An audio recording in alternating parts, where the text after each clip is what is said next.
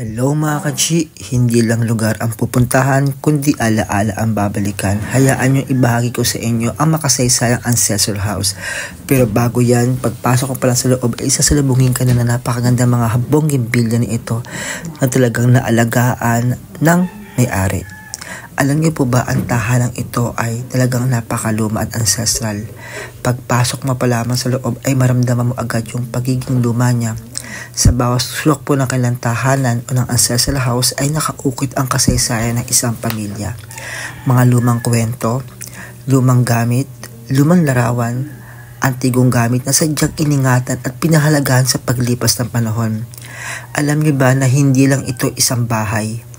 Isa itong tahanang buhay para po sa mga alaala ng nakaraan. Pagpasok mo pa lang talaga sa lumang pintuan ay nagawa sa isang nara. Sasalubong sa iyo ang halimuyak ng mga kahoy na matagal nang iningatan ng panahon ng dekada. Ang mga lumang aparador, mesa, lampara, mga orihinal na kagamitan mula pa sa unang panahon ng kanilang mga ninuno at mahigit na napreserba. Parang hindi lang po ito isang tahanan talaga. Parang hindi lang ito tinamaan ng panahon. Bawat piraso may sariling kwento. Kung saan galing, anong panahon, anong ginamit, at anong alaala ng kinaglay. Isa sa pinagmamalaki po ng pamilya na ito ay ang pagiging marinis po nila. Maaliwalas at maayos na bahay.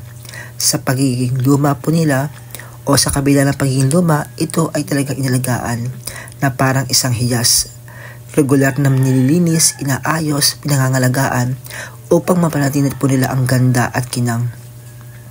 Kahit ang antigong upuan, mga frames, mga sepia po ng mga photos at syempre mga classical na decor ay talagang iningatan at protektahan. Ang bisita po namin dito, tila isang bumabalik kami sa panahon ng kabataan ng mga lolo at lola po nila. Ramdam ang init ng pagmamahal sa mga dedikasyon at pananatili ng bahay na ito. Ito ay nagsisilbing tulay ng kanilang tahanan, tulay ng kanilang pamilya na kung saan pinagdugtong ng nakaraan at kasalukuyan. Hayaan niyo pong ibahagi namin sa inyo talaga na ang pagmamahal. Ang ancestral house na ito ay hindi lang istruktura. Isa itong alaala ng pagmamahalan, pagkakaisa at tradisyon.